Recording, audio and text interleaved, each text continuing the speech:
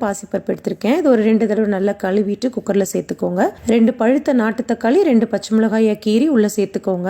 1 tumbler தண்ணி, கொஞ்சம் மஞ்சத்தூள், கொஞ்சமாக விளக்கெண்ணெய் இல்லைன்னா நல்லெண்ணெய் ஏதாவது ஒரு எண்ணெய் சேர்த்து குக்கரை மூடி ஒரு 3 விசில் வச்சு எடுத்துக்கலாம். ப்ரெஷர் தன்னால் அடங்கினதும் குக்கர் ஓப்பன் பண்ணி பார்த்தீங்கன்னா இது நல்லா வெந்துருச்சு. அதனால் அந்த கரண்டிலே அப்படியே மசிச்சு விட்டுருங்க.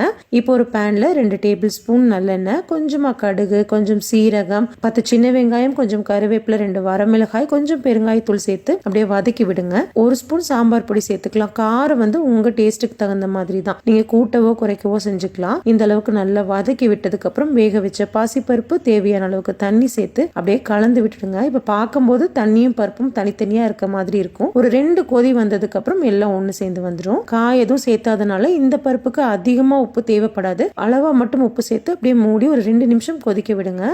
நல்லா கொதிச்சு வந்ததும் கை நிறைய கொத்தமல்லி தலை தூவி அப்படியே கலந்து விட்டுடுங்க. செம்ம டேஸ்டி